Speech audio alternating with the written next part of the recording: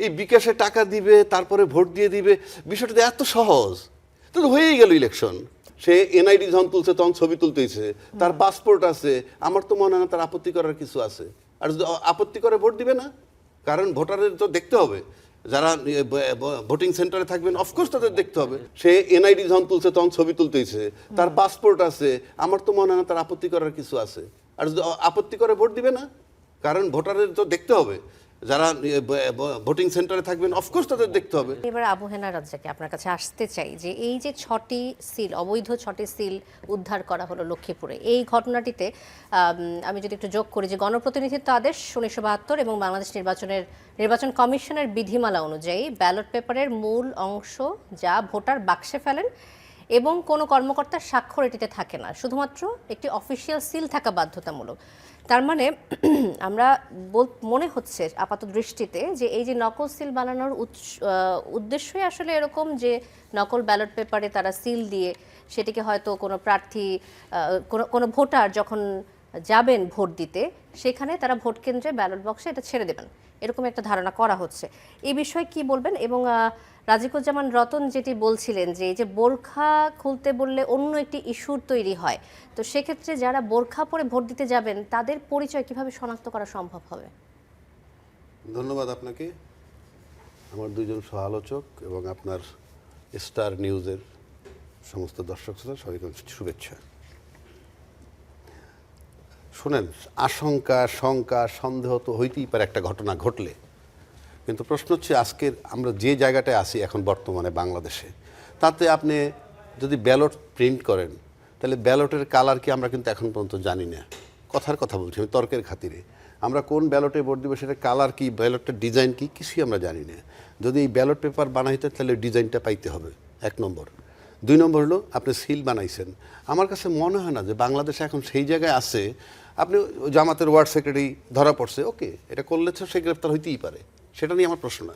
প্রশ্নটা আমার কাছে মনে হয় বাংলাদেশে কি এখন এই জায়গাটা আমরা আছি যে আপনি সিল বানাবেন, ব্যালট মারবেন, ভাঁজ করে নিয়ে যাবেন, ব্যালট বক্সে দেবেন, হয়ে যাবে ভোট?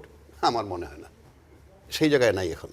তাহলে আমাকে একটু উত্তর দেবেন আমি বলি, একটু যোগ করে দিই যে ন্যাশনাল আইডি কার্ড নম্বর, বিকাশ নম্বর সংগ্রহ, এগুলো আসলে কিসের সাথে সম্পর্কিত? এই যে ন্যাশনাল আইডি, এনআইডি আর কি বিকাশ, মানে এনআইডি নাম্বার আইনে বিকাশে টাকা দিব আর নোট রাখবো, সোজা বাংলা হইলো এইটা। জি, তো এইটা যদি এতে কি প্রাইভেসি সিক্রেসি যদি নষ্টই হয় আমি ধরে নিই, তাহলে আপনি স্বতন্ত্র প্রার্থীর বেলায় যখন 1% ভোটারের এনআইডি লাগবে, তার কপি দিতে হবে, তারপরে ভোটার নাম্বারটা লিখতে হবে, তার স্বাক্ষর লাগবে, তাতে সিক্রেসি যায় না, তাতে প্রাইভেসি যায় না। আমি তো মার্কড হয়ে যাচ্ছি যে আমরা স্বতন্ত্র প্রার্থীটা স্বাক্ষর করছি, সুতরাং বড় পার্টিও নিয়ে আমাকে মার্ক করতে পারে, তুমি ভোট দিবা ওরে, সবটাই তো আছে, এগুলো তো কোনোটাই যায় না নিয়মে। আর এনআইডি আনার, এনআইডি সংগ্রহ করে কী আছে, এনআইডি কি তালিকা পাওয়া যায় না? এনআইডি ফোন নাম্বার দিয়ে এনআইডি পাওয়া যায়, নানান কায়দায় পাওয়া যায়। তা আপনি এনআইডি পাইলে বিকাশে টাকা দিবেন, এই বিকাশে টাকা দিবে তারপরে ভোট দিয়ে দিবে, বিষয়টা এত সহজ, তো হয়েই গেল ইলেকশন। আমি এনআইডি নাম্বার আনলাম, দেখানোর যে চর্চা আমরা সবসময় দেখে থাকি, তাহলে কি দিয়ে প্রলোভন দেখানো হয়? আমি প্রলোভন নয়, এখন প্রলোভন কেউ দেয় জান্নাত দুনিয়া, কেউ দেয় আখেরাত, কেউ দেয় দুনিয়া, কেউ দেয় আখেরাত। যেমন ধরেন আপনি দুনিয়া মানে কি, এই দুনিয়া মানে একটা ফ্ল্যাটে থাকবো, একটা ঘরে ভাড়া থাকবো, কিংবা এগুলো যদি বাদ দেই আমার খাওয়া দাওয়াটা দরকার। খাওয়া দাওয়া মানে আমরা বলি রিজিক, রিজিকের মালিক আল্লাহ। এখন আপনি যদি মনে করেন আমার জন্য এখন কার্ড দিবেন, ফ্যামিলি কার্ড দিবেন, ফ্যামিলি কার্ড দিলেন, অথবা ক্যাশ টাকা দিবেন, এটা দুনিয়া, রিজিক। আর জামাত বলতেছে এই করলে আপনি জান্নাতে যাবেন, বাহ কি সুন্দর, একজনের দিতেছে দুনিয়া, একজনের আখেরাত, তা ভাগ করে 150, 200, 300 সিট নিয়ে নিলেই হয়। তোমরা দাও দুনিয়া, ওরা দিবে আখেরাত, দেশ চলতে থাকুক, জনগণের চাওয়া পাওয়া কিছু থাকবে না। আর একটা কথা, ওই যে ভাই বললেন বোরকা, ইয়েস, আপনি বোরকা পরে যদি কেউ ঢুকে ডেফিনেটলি প্রবলেম হবে, কিন্তু তারা হজে যায় না, তারা পাসপোর্ট বানাইছে না, তারা এনআইডি করছে না, তাদের ব্যাংকে অ্যাকাউন্ট আছে না, সমস্যা কোথায়? আমার তো মনে হয় না কোনো সমস্যা আছে, তারা ওই তৈরি হয়েই যাবে। আমি ভোট দিতে যাবো, আমি নিনজার মতো বোরকা পরে গেছি, ওইটা দিয়ে আমার বললি দিয়ে দিবে? অফকোর্স। আমি আপনি ফেস শো করেন, ফিঙ্গারপ্রিন্ট দেন, আপনি এনআইডি বাইর করেন না। উনি যে প্রসঙ্গটা তুলেছিলেন যে ফেস শো করতে বললে নতুন কোনো ঘটনা, এইসব প্রেমের আলাপ চলবে না। আপনি ভোট দিতে গেছেন, ফেস দেখাইতে হবে, ভোট দিতে গেলে ফেস দেখাইতে হবে, অথবা আপনি এনআইডি একটা নিয়ে যাবেন, এনআইডি আসলেই তো বের হবে, নাম টাম সব বের হয়ে যাবে, তার সাথে ফেস মিলাবেন, কোনো কঠিন কাজ। যদি ফেস মিলাইতে না পারে গেট লস্ট, আপনি বেরিয়ে যান, সিম্পল।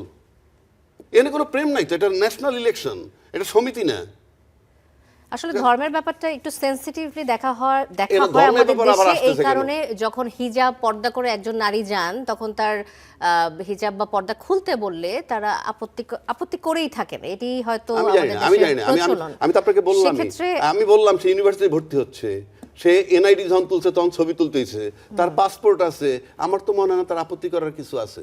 আর যদি আপত্তি করে ভোট দিবে না, কারণ ভোটারের তো দেখতে হবে, যারা ভোটিং সেন্টারে থাকবেন অফকোর্স তাদের দেখতে হবে। তারপরে সে গড়িমসি করে আপনি চলে যান, আপনি কেন ভোট দিবেন? Very simple.